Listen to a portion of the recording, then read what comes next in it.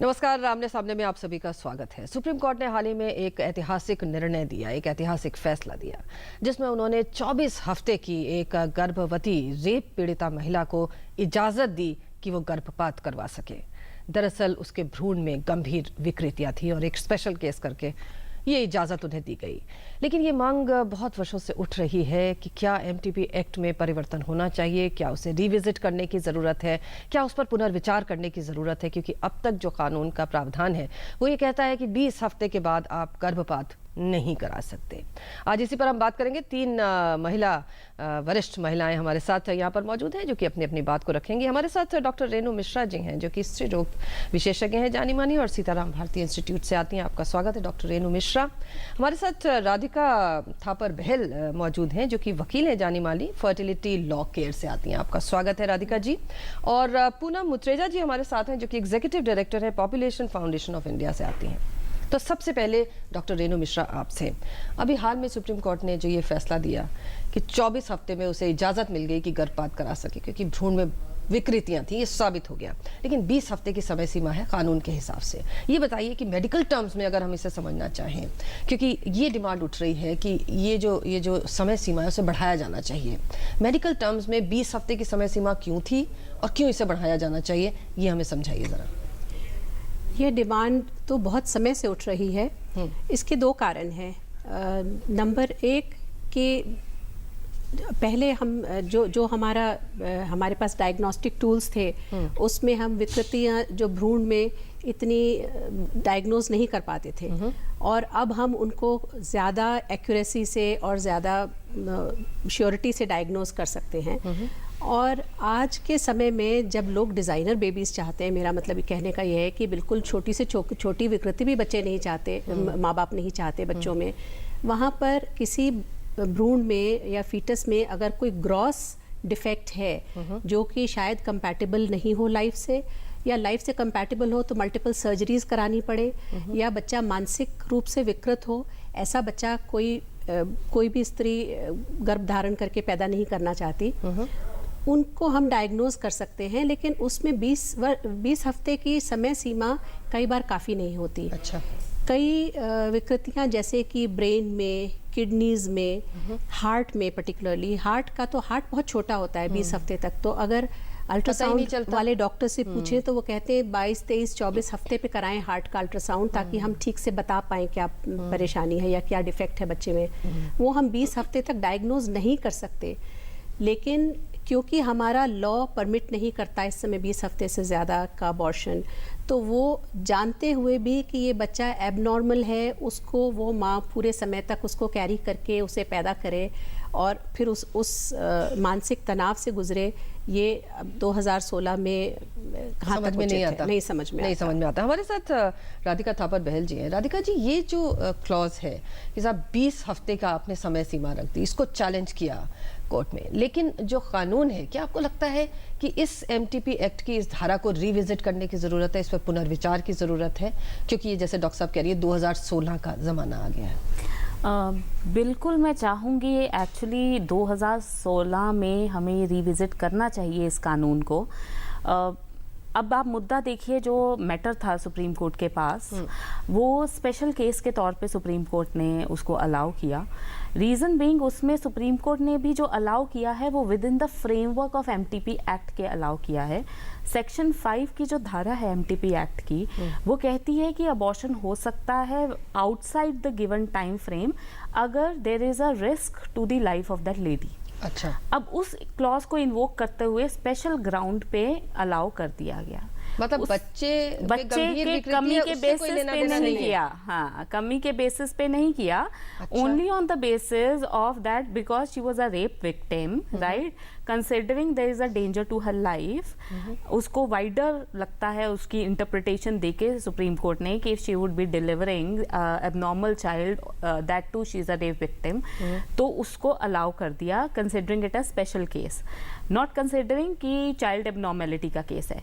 Now our question is that child abnormality के case में 24 हफ्ते पे अबॉर्शन होना चाहिए। अगर कोई, जैसे कि डॉक्टर साहब ने बोला है, मैरिड लेडी है, उसके एबनॉर्मेलिटी है, so why to give a birth to a child who is abnormal. Also considering the fact, अब आप ये सोचते हैं, एक जो मैंने आर्टिकल अभी पढ़ा, जजमेंट तो पूरा पढ़ने का भी मौका नहीं मिला, जो न्यूज़पेपर में आया उसके बेसिस पे 20 हफ्ते तक का कानून अभी तक बना हुआ है, कंसिडरिंग दोज बेसिस। वो उस समय का कानून है एमटीपी एक्ट का, जब 20 हफ्ते से ऊपर हमारे पास मेडिकल ढांचा नहीं था अप्रोप्रिएट कि सेफ अबॉर्शंस हो सकते थे 20 हफ्ते के ऊपर। आज हमारे पास बहुत पढ़े लिखे डॉक्टर्स हैं, best intelligence of the world है हमारे पास इक्विपमेंट्स हैं, बहुत अच्छी मेडिकल टेक्नोलॉजी है हमारे पास, that it could be safely done after 20 weeks. आपको एक उदाहरण देती हूँ जो अमेरिका में हुआ था। अमेरिका में भी 1973 में पहली बार ये मुद्दा उठा था, एक औरत का अधिकार फॉर अबॉर्शन। उसको फर्दर रिविजिट किया 1992 की, एक बहुत बड़ी अमेरिका देश की जजमेंट है। जब हमारे पास कोई कानून को रिविजिट करने का मुद्दा है तो हम ग्लोबली भी देखते हैं, उन देशों की तरफ भी देखते हैं जहाँ सिमिलर मुद्दे आए हों या जो प्रोग्रेसिव देश हैं। सो अमेरिका में उन्होंने खासकर बोला था कि स्टेट की अथॉरिटी है हर लाइफ को प्रोटेक्ट करना। अब स्टेट उस बेसिस पे कहती है कि 20 हफ्ते के बाद एबनॉर्मल जिंदगी को हम नहीं टर्मिनेट करेंगे क्योंकि वो एक लाइफ है, काफ़ी बन चुकी लाइफ है। लेकिन हमारा उस जजमेंट में ये बोला गया खासकर कि जब एक लाइफ ऑलरेडी एक औरत के साथ इस तरीके से जुड़ी हुई है कि उसका वो अपने आप को सस्टेन नहीं कर सकती, तो उस समय स्टेट का अधिकार बनता है कि उस औरत की लाइफ का पहले ध्यान रखा जाए। मायने ये है कि 24 हफ्ते के बाद एक life can sustain on artificial mode also.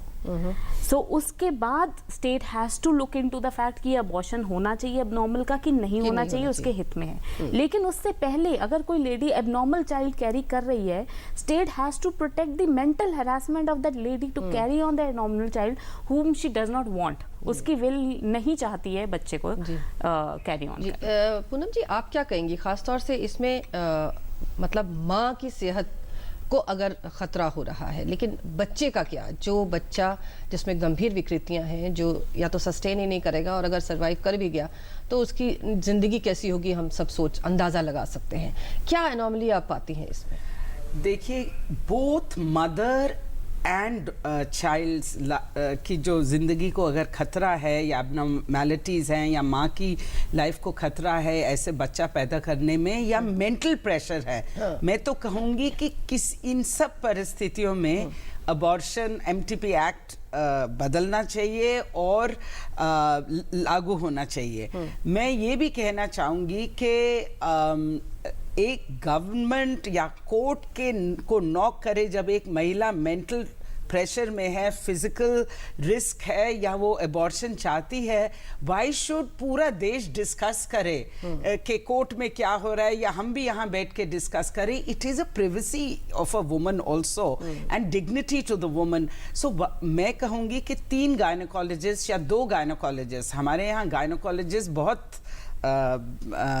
Competent हैं, हमें उनको they should be a committee form कि वो ऐसे केसेस रिव्यू करें कि बियॉन्ड 20 वीक्स, अब जब तक लॉ ये है 20 weeks, MTP medical termination act does not allow 20 weeks के बाद, 20 हफ्ते के बाद, तो हमें चाहिए जब तक ये नया लॉ जो ड्राफ्ट बिल है वो पार्लियामेंट को समय नहीं मिलता पास करने का, हमें ऐसा कुछ करना चाहिए, प्रोविजन करना चाहिए। और मैं ये भी सवाल पूछना चाहूंगी कि एक महिला या एक बच्चे की लाइफ लॉन्ग प्रॉब्लम्स का इशू है, इतना गंभीर मुद्दा है ये और विषय है, पार्लियामेंट क्यों सो रही है? 2 साल से draft bill 2016 MTP bill pending in parliament, and also why did it take हमारी सरकार को 8 साल बनाने में? बट आर सरकार actually compare to America, in fact America का मैं कोई भी उदाहरण नहीं देना चाहूंगी अच्छा बुरा,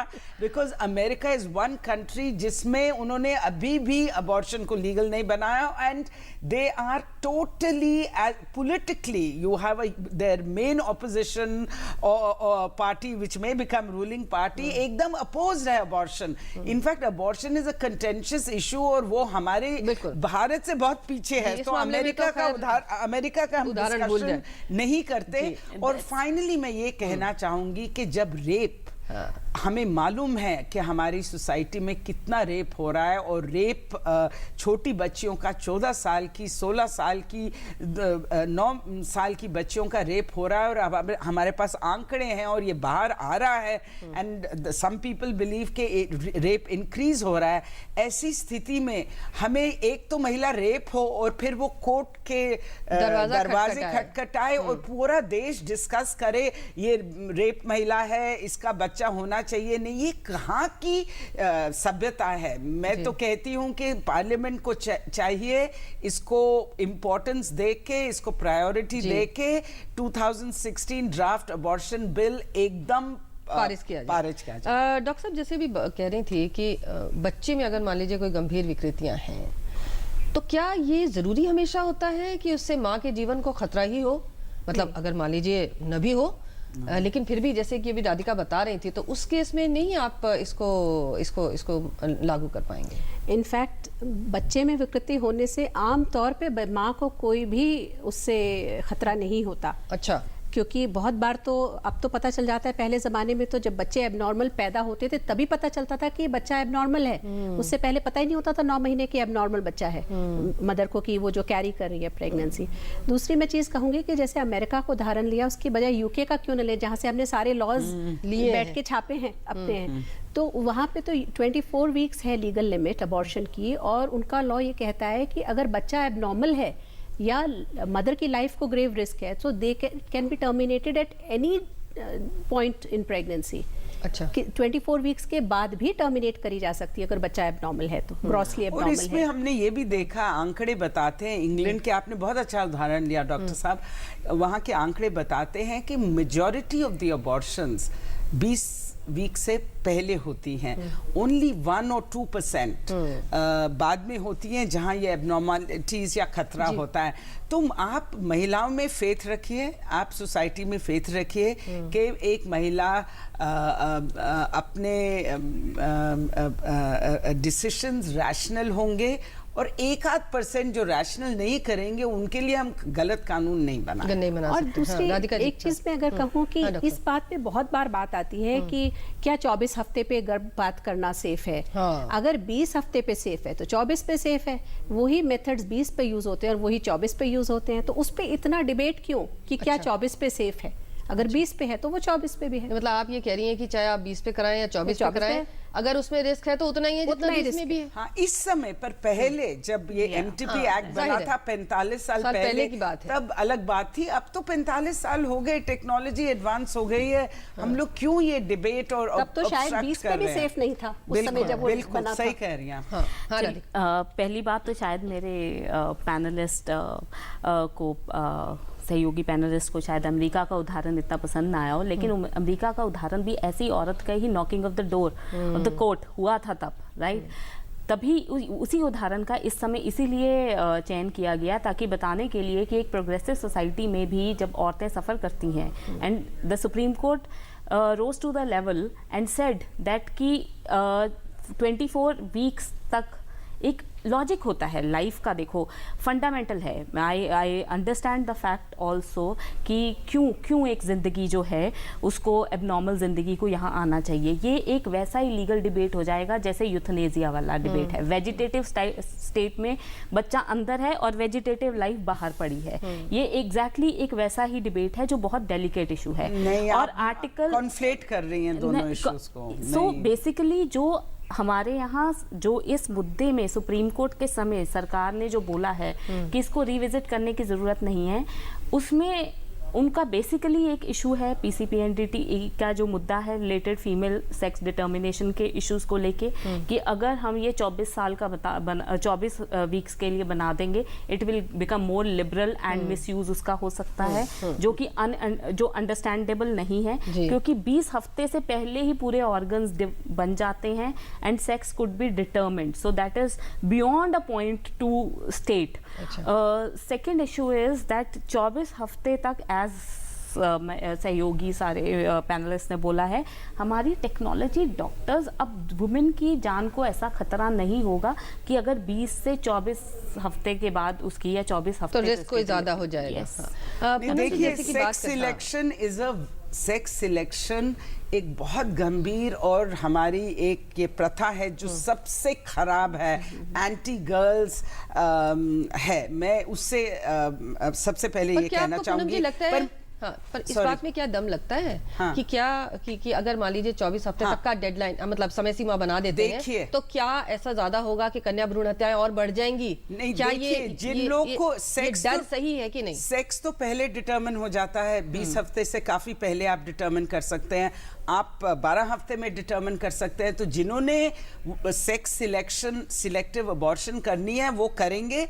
सरकार को ये कहना या ओपोनेंट्स को ये कहना कि लोगों को ज्यादा समय मिल जाएगा, इंस्टेड हमें पीएनडीटी एक्ट है हमारे पास, उसको इम्प्लीमेंट करना चाहिए। हमने उसको ठीक से ना इम्प्लीमेंट किया है, ना ही हमने बिहेवियर चेंज, सोसाइटल नॉर्म्स को चेंज करने की कोशिश करी है महिलाओं के प्रति या बच्चियों के प्रति। हमें उस पे काम ज्यादा करना चाहिए, ये लेसन है। पर ये नहीं कि इसलिए हम जो जहां महिलाओं को मुसीबत और हो रही है कि एबनॉर्मल बच्चा है या एबनॉर्मल माँ है, हम उसको सैक्रिफाइस करें। और दूसरा मैं कहना चाहूंगी कि once a person is born, euthanasia का इशू इज वेरी डिफरेंट, एकदम अलग है फ्रॉम अबॉर्शन इशू। उसको हमें कन्फ्लेट नहीं करना चाहिए। There be chaos and there'll be confusion. Second, I would like to say it is not that one didn't like the America का ये जो specific example है, which a very good NGO, Planned Parenthood, it's an international NGO that fought the case for her and won the case for this woman. Planned Parenthood को almost बंद करने की कोशिश करी जा रही है। मैं वैसे अमेरिका में बोल रही थी कि अमेरिका हमसे बहुत पीछे है और भारत आगे है इस मुद्दे में। मैं सिर्फ ये पॉइंट में आपके उदाहरण अच्छा है, पर अमेरिका में बेसिस हमें लॉजिक देखिए, कोई भी कानून बनता है एक लॉजिक पे बनता है, ठीक है? अब कानूनी लॉजिक, मेडिकल एक प्रावधान है, लॉजिक बहुत जरूरी है। वेयर अब ये मुद्दे चाहे हम चाहें, सोचें या ना सोचें, लेकिन इसमें right to life, right to privacy, सब मुद्दे उठेंगे अगर हमने कोई प्रावधान। राधिका जी, मैं इसी बात पे आ रही थी, जब ये कहते हैं कि औरत का अपना शरीर है और उस पे उसका हक होना चाहिए, है ना, उसमें राइट टू लाइफ और राइट टू चॉइस, उसके बीच में भी कई बार बात आ जाती है। क्या आपको नहीं लगता कि ये जो एक मांग है कि औरत है, उसका शरीर है, वो उसके साथ क्या करे, इस पे तो उसका हक होना चाहिए? क्या आपको लगता है कि क्या हम इसको एबॉर्शन के संदर्भ में हमें समझना चाहिए, क्या उससे जोड़ना चाहिए, या ये एक दोनों अलग विषय हैं? To an extent it could be, but not in पूरा नहीं कर सकते। कुछ हद तक ये मुद्दा जुड़ा हुआ है। अब आप में बहुत सारे इसमें और भी मुद्दे, रिविजिटिंग ऑफ द लॉ, इसको दोबारा लॉ को देखना है। इसमें एक और नया मुद्दा भी आ सकता है, जैसे आपने बोला है मेरा शरीर है, मुझे उसका डिसाइड करने का। मैं ज़्यादातर हमारे समाज का मैरिड ढांचा है जिसमें से बच्चे निकल रहे हैं, बाहर पैदा हो रहे हैं, उसी ढांचे को लेके अगर हम देखें तो इसमें रिविजिटिंग विद रिस्पेक्ट टू इस कानून को भी लेके एक नया विवाहित जोड़ा है जो अभी बच्चा नहीं करना चाहता। कानून में कहीं पे भी वट एवर लिबर्टी इस कानून के अंदर दी गई है, कंडीशनल दी गई है, कोई फ्री लिबर्टी नहीं है। अब सेक्शन 3 इस धारा, उसमें ये कहा जाता है कि विल के हिसाब से नहीं है, अबॉर्शन 12 हफ्ते के पहले भी कंडीशनल अबॉर्शन है कि अगर तो औरत की लाइफ को खतरा है, या मेंटल या ग्रेव इंजरी है उसकी लाइफ को, या चाइल्ड में एबनॉर्मेलिटी है। अब मेंटल या ग्रेव इंजरी में उन्होंने family limiting the number of children लिखा है, वो नहीं लिखा जिसके बच्चा ही नहीं है। So limiting the number of children, अगर आप पढ़ेंगे कि मैंने कोई ऐसा फैमिली प्लानिंग का डिवाइस, मेरे ऑलरेडी 2 बच्चे हैं, मैंने फैमिली प्लानिंग का एक डिवाइस यूज किया, वो अनसक्सेसफुल था, मैंने ऑपरेशन करवाया, अनसक्सेसफुल हो गया, अब मेरी प्रेगनेंसी हो गई है, मैं उसको अबॉर्ट करवाना चाहती हूँ, उसका तो प्रावधान है। लेकिन हम नए नव विवाहित जोड़ा है, अभी मेंटली तैयार नहीं है, फाइनेंशियली तैयार नहीं है बच्चा करने के लिए, उसका provision in the strictest sense नहीं है। आप इसको पढ़ोगे तो हो रहे होंगे अबॉर्शंस इसी प्रावधान पे हो रहे होंगे कि, but if you read the letter of the law says limiting the number, it is not saying family planning. Family planning को आप शायद कह सकते हैं कि आज नहीं, मैं 5 वर्षीय बाद अपनी बच्चा करना चाहती हूँ या 2 वर्ष बाद करना चाहती हूँ। सो आज वो टाइम आ गया है। So in that respect I should be deciding, मेरी अपने घर चलाने के लिए तो मेरे पास पैसे नहीं है, and I bring a life and tomorrow we both fight and have end up with a divorce where in we can't take Poonam ji क्या कहेंगी आप? नहीं, क्या हक होना चाहिए अपनी बॉडी पर कि नहीं? 100% right of a woman to decide if she wants a child, when she wants a child, if she doesn't want a child. I feel it should be universal, and it should not be contingent on government or courts or anybody deciding. The woman should decide if first. Second, एक तो है कि contraceptive failure हो, but what if contraceptive is not available, which is the life of the majority of the poor women in India across the country. और जो ज्यादा गरीब है, दलित है, पिछड़ी हुई है, उसकी तो समस्या सबसे ज्यादा है। तो ऐसी महिलाओं को अगर कॉन्ट्रासेप्टिव नहीं मिल रहा, आपको 1 साल वेट करना है कि कोई स्टेरिलाइजेशन कैंप होगा, आप वहां जाएंगे। 1 साल में तो आप कितने बार प्रेग्नेंट हो सकते हैं? और एक भी प्रेगनेंसी एक महिला के लिए अगर अनवांटेड है और उसके पास एक्सेस नहीं है फैमिली प्लानिंग का, तो उसको हक होना चाहिए to decide. And while I think ये ट्रेजेडी है कि हमारी महिलाएं have to use abortion as a proxy for contraception, ऐसा कहीं नहीं होना चाहिए था। But in the absence of our being able to provide family planning services to all women in India and especially the most, second, आप अगर rape नहीं रोक सकते हैं तो आप एक महिला को आपको विश्वास करना होगा कि उसका रेप हुआ है, पूरी कंट्री या कोर्ट नहीं डिसाइड करेगा। एक महिला की प्राइवेसी, डिग्निटी और उसकी जो पर्सनल लाइफ है वो हम सिर्फ कोर्ट में नहीं डिसाइड करेंगे।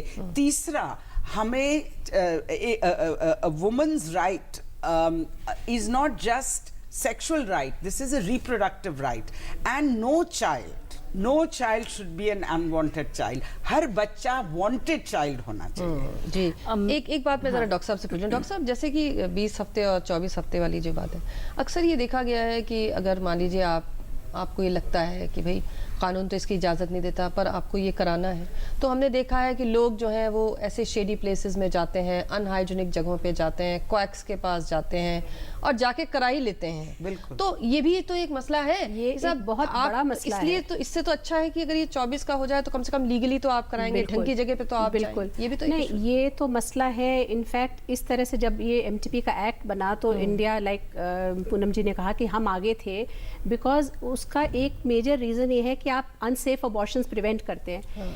इंडिया में आज एक साल में 25,000 डेथ्स होती हैं because of abortion related complications. Most of these are unsafe abortions because वो सही जगह पे नहीं होते, कॉम्पिटेंट डॉक्टर्स नहीं करते, like you said they are done in shady places. So उसको प्रिवेंट करने के लिए अबॉर्शन एक्ट बहुत ज़रूरी है। और अगर किसी का एबनॉर्मल बच्चा है और वो कहीं जाके उसको पता चल गया तो वो कहीं जाके करवा ही लेगी, तो आप उसकी लाइफ ज़्यादा रिस्क पे कर रहे हैं बनिस्बत कि आप उसको एक प्रॉपर जगह पे करवाने दें अबॉर्शन। नहीं, और जो ये आंकड़े डॉक्टर साहब ने दिए, एक महिला मरती है, पर एक महिला जब मरती है 20 महिलाएं सीरियस मॉर्बिडिटी सफर करती हैं। और जो मॉर्बिडिटीज रिलेटेड टू अनसेफ अबॉर्शन एक महिला की जिंदगी मरने से ज्यादा खराब कर देती हैं।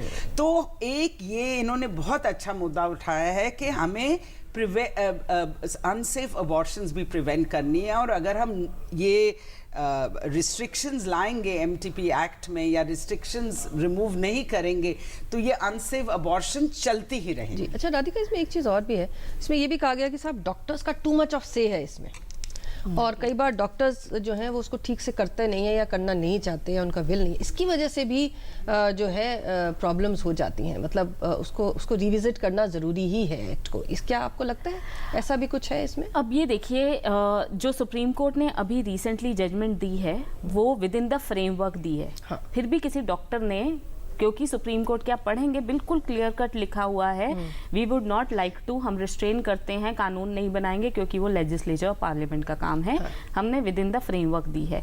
विद इन द फ्रेमवर्क होते हुए भी किसी डॉक्टर ने नहीं किया, उसको जाना पड़ा, ग्रीवांस अपनी कोर्ट को बतानी पड़ी, मेंटल एगनी अपनी दिखानी पड़ी, then only the court agree.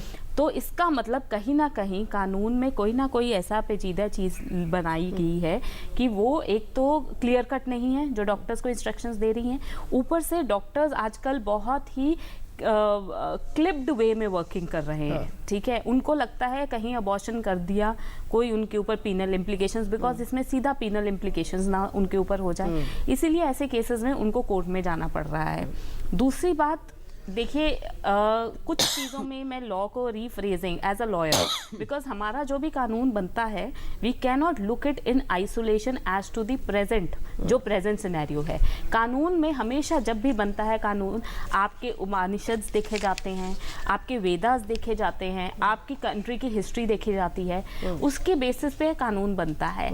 MTP act में भी लेजिस्लेचर ने वो पुरानी चीज़ देखते हुए कि हर लाइफ की एक इम्पॉर्टेंस है, राइट, तो उसको आप ये नहीं कर सकते कि कभी भी मेरे पास फुल विल है कि मैं किसी भी समय उसको अबॉर्ट करवा सकती हूँ। उसका एक हर लाइफ वर्सेस लाइफ इशू है, तो कौन सा टाइम फ्रेम है जिसमें हम उसको सेफली अबॉर्ट कर सकते हैं। तो राधिका जी, कहने का मतलब ये कि जो नया जो एक्ट में जो संशोधन है जो कि लंबित है पार्लियामेंट में, उनको सामने आना चाहिए, तब बिल्कुल। आपको लगता है ये समस्या का समाधान हो पाएगा? मैं चाहती हूँ 12 हफ्ते तक इसमें फैमिली प्लानिंग और अनविल्ड प्रेगनेंसी को टर्मिनेट करने का भी लिखा जाए कि तैयार नहीं है, 12 हफ्ते से पहले उसको उस हिसाब से किया जाए मॉडिफाई, और 20 हफ्ते की जगह उसको 24 हफ्ते ये कर तो दिया बहुत प्रॉब्लमैटिक है आप जो कह रही हैं, क्योंकि जब फैमिली प्लानिंग के साधन, या आप ये तब कह सकती हैं when every woman has access to high quality family planning services with quality।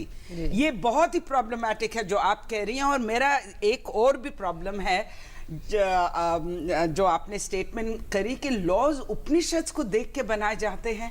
आप क्या बात कर रही हैं?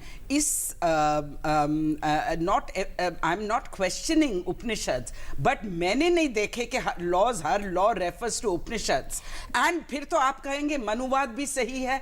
आप क्या बात कर रही हैं? जो कंट्री की हमेशा बेसिक लीगल जो है, आप कहेंगे मनुवाद लीगल नहीं है, पर आप उपनिषद को लेके कहेंगी हर कि कंट्री जो दलित महिला है उसको एक्सेस नहीं होनी चाहिए। आप क्या बात कर रही हैं? मुझे तो हैरानी है। आप एक यंग लॉयर है, आप एक यंग प्रोफेशनल है। मेरे ख्याल से हम यहीं पे इसको विराम देंगे। आप जो बात कर रही हैं, हमने आपकी बात सुनी, लेकिन ये बात सही है कि इस एक्ट में संशोधन होना चाहिए। आप तीनों इस बात को मानती हैं। बहुत बहुत शुक्रिया हमसे बात करने के लिए और हमारे साथ इस कार्यक्रम में अपने विचार साझा करने के लिए। और इसके साथ ही हम अपना ये कार्यक्रम यहीं खत्म करते हैं। इजाजत दीजिए। नमस्कार।